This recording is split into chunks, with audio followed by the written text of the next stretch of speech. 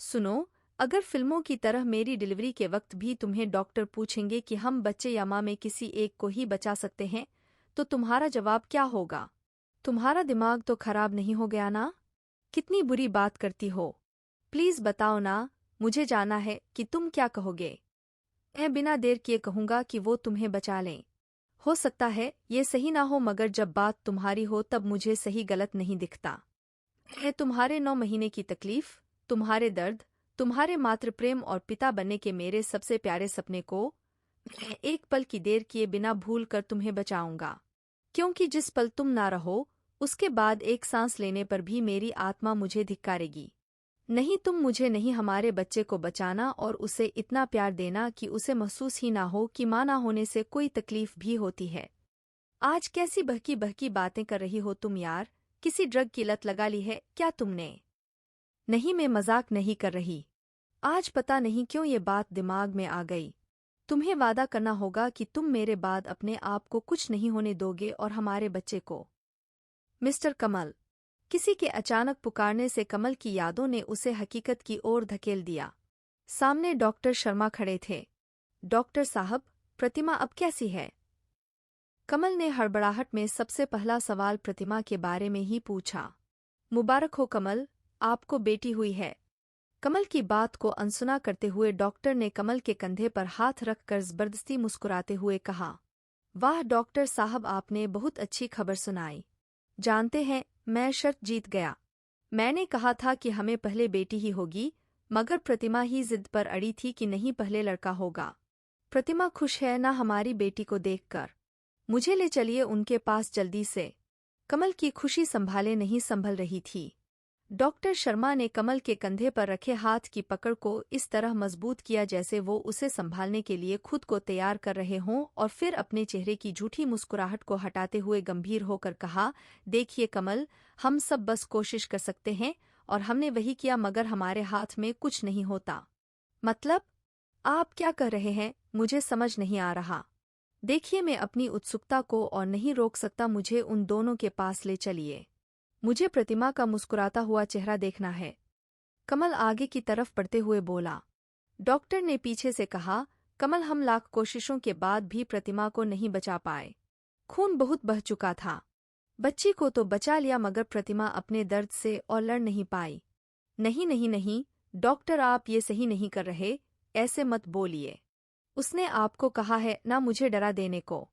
वो जानती है मैं डर जाऊंगा और मैं डर गया। अब प्लीज मुझे उसके पास ले चलिए। कमल अब अपने आप में नहीं था। कमल, खुद को संभालिए। आइए आपको आपकी बेटी से मिलवा दूं। डॉक्टर शर्मा कमल की हालत को अच्छे से समझ रहे थे। कमल अब मौन था, एकदम मौन, जैसे हजारों बेचैन लहरों को समेटे सागर मौन रहता है।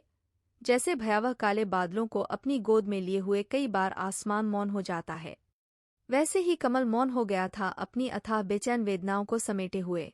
कई बार अचानक लगी चोट आपको समझने का मौका ही नहीं देती कि आप उस चोट की पीड़ा को किस तरह बाहर लाएं।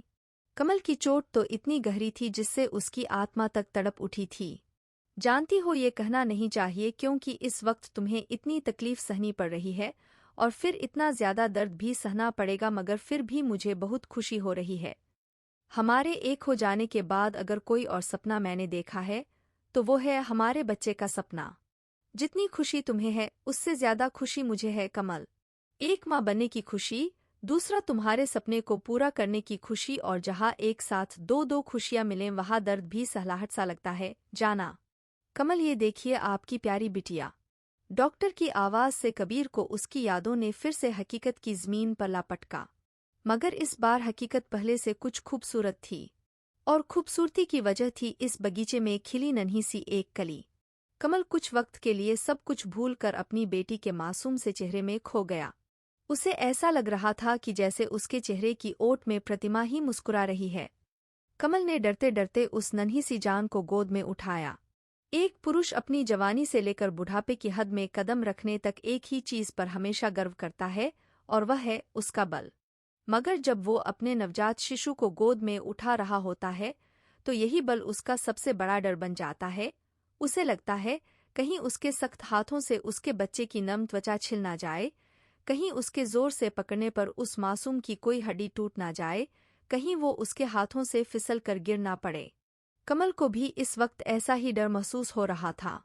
बड़ी सावधानी से बच्ची को उठाने के बाद वह कितनी देर तक उसे निहारता रहा।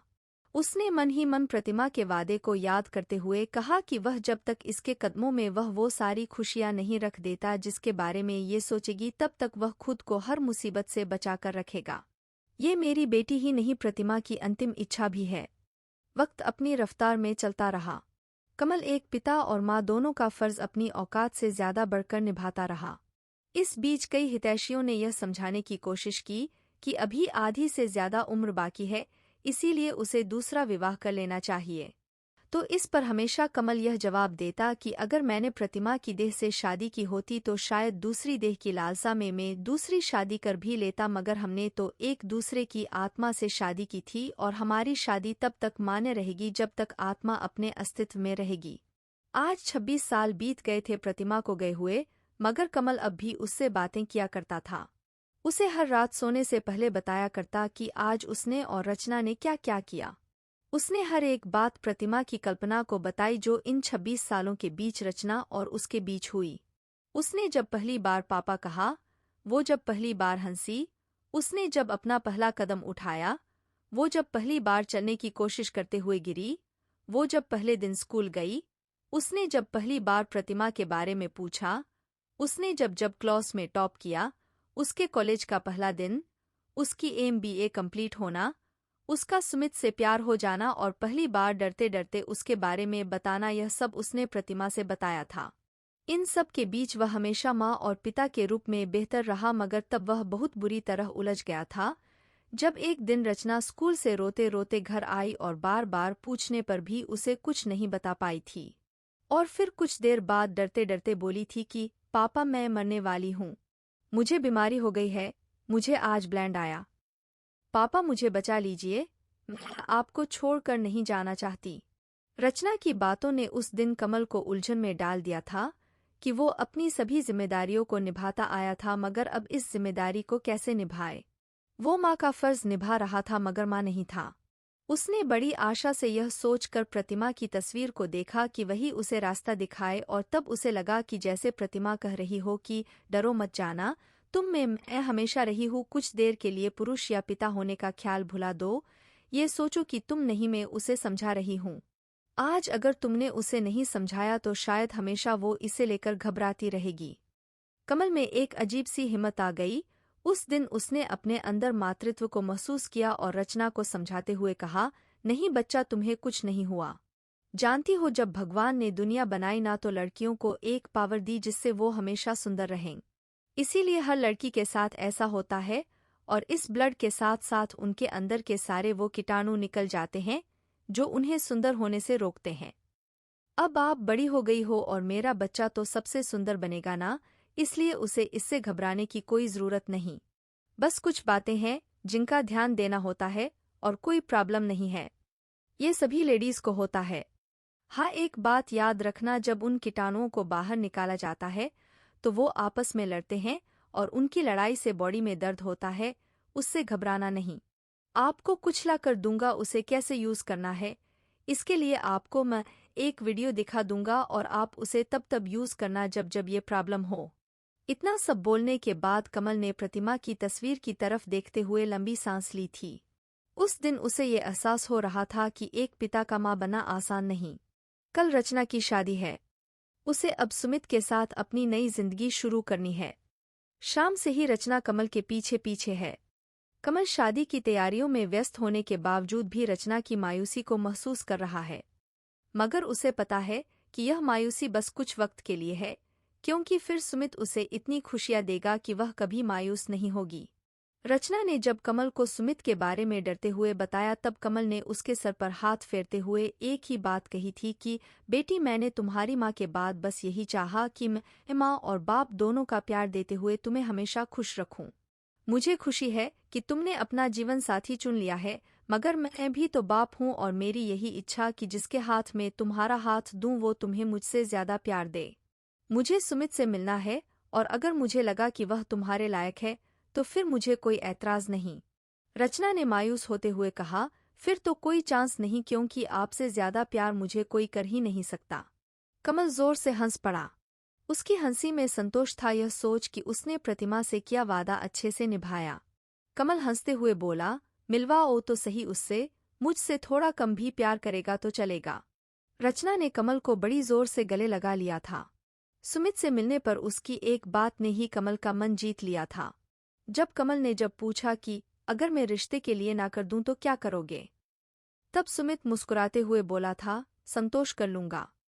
मैं जानता हूँ रचना को आपने कैसे पाला है और वो आपके लिए क्या मायने रखती है, और मैं ये भी जानता हूँ कि रचना आपसे ज्यादा किसी से प्यार नहीं करती।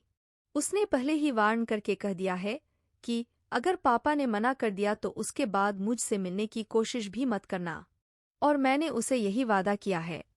मेरे लिए वो जितनी मायने रखती है उतना ही आप और आपकी खुशी भी। सुमित की बातों ने कमल का मन जीत लिया था। उसने उसी वक्त उसे गले लगाकर कहा, शुक्रिया मुझे मेरी जिम्मेदारियों से मुक्त करने के लिए, उसे इतना प्यार देना कि वह मुझे भूल जाए। सुमित ने जवाब दिया था कि आप बन जाना बहुत मुश्किल है, मगर कोशिश करता रहूंगा। शाम से ही खुद को रोके रोके रात होते होते रचना आखिर कमल के कंधे पर टूटकर बिखर ही गई। अपनी अब तक की जिंदगी में रचना जितना नहीं रोई होगी उतना वो आज कमल के कंधे पर सर रखे रखे रोई। कबीर बस उसका सर सहलाता रहा और उसे वह सब समझाता रहा जो उसे उचित लगा। रोते रोते रचना कमल की गोद में सर रखकर सो गई। कमल आज से पहले जब भी प्रतिमा की तस्वीर देखता था तो उसके चेहरे पर यह चिंता होती कि वो जिस तरह अपने कर्तव्यों का निर्वाह कर रहा है वह सही है या नहीं, मगर आज उसके चेहरे पर संतोष था। रचना की शादी हो गई। उस दिन वो बहुत रोई और उसके जाने के बाद कमल उससे भी ज्यादा रोया। आज उसने प्रतिमा के बाद अपनी सबसे अनमोल संपत्ति को सुमित के हाथों में सौंप दिया था। रचना की शादी को 6 महीने बीत गए थे। शादी के बाद पहली बार वो 10-12 दिनों के लिए कमल के पास रहने आई थी। इस बीच हनीमून, सुमित के घर के रस्म रिवाज, इन सब में ही व्यस्त रही थी रचना। रचना ने बताया कि वह बहुत खुश है। सुमित का परिवार बहुत अच्छा है और सुमित तो जैसे आपका ही क्लोन है। फिर हंसते हुए बोली, पर क्लोन तो क्लोन होता है ना पापा, ओरिजिनल की बात ही अलग है। कमल मुस्कुरा दिया। कल रचना को चले जाना था। कमल से बहुत सी बातें करने के बाद रचना सोने चली गई। इधर कमल बहुत खुश था। वो प्रतिमा की तस्वीर को मुस्कुराते हुए देख रहा था। उसने मन ही मन प्रतिमा से कहा, देखो आज मैं अपने वादे से आज़ाद हो गया। मैंने हमारी बेटी के चेहरे की खुशी में महसूस किया कि मैंने अपना फर्ज अच्छे से निभाया है। तुम्हारे बिना एक पल काटना संभव नहीं था, मगर तुम्हारे वादे की वजह से बहुत लंबा सफर काटना पड़ा है तुम्हारे बिना। सोचते सोचते कमल की आंखों का वह बांध टूट गया जो उसने 26 सालों से बांध रखा था। कमल ने महसूस किया कि प्रतिमा तस्वीर से निकलकर मुस्कुराती हुई उसके सामने खड़ी है और उसके आंसू पोंछ रही है। कमल खड़ा हुआ और प्रतिमा की परछाई को गले लगा लिया। पापा पापा उठिए पापा।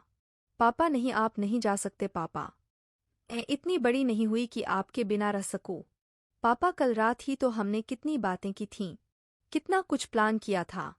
रचना कमल के मृत शरीर से लिपटी हुई फूट फूट कर रो रही थी। सुमित उसे चुप कराने की कोशिश कर रहा था। रात का सूना घर सुबह अफसोस जताने वालों की भीड़ से भर गया था। सुबह जब रचना के बार बार दरवाज़ा खटखटाने पर भी कमल ने दरवाज़ा नहीं खोला तो रचना ने घबरा कर सुमित को फ़ोन किया और सुमित के आने पर जब दरवाज़ा तोड़ा गया तो वहां कमल का मृत शरीर मिला। मृत होने के बाद भी कमल का चेहरा संतोष से भरा हुआ था। संस्कार के वक्त जब कमल की देह पंचतत्व में विलीन हो रही थी तब एक कोने में वो प्रतिमा के साथ खड़ा था। दोनों मुस्कुरा रहे थे। वर्षों बाद फिर से मिलने की खुशी दोनों के चेहरे पर झलक रही थी। उधर सूर्य अस्त हो रहा था और इधर इन दोनों की आत्माओं के मिलन की सुबह ने बड़ी शिद्दत से अंगड़ाई ली थी। प्रेम सच्चा होना चाहिए, मिलन हो ही जाता है, फिर चाहे इस जहान में या फिर उस जहान में। दोस्तों, यह कहानी यहीं पर खत्म होती है। अगर आपको यह कहानी पसंद आई हो तो इस कहानी को अपने दोस्तों के साथ शेयर जरूर करें।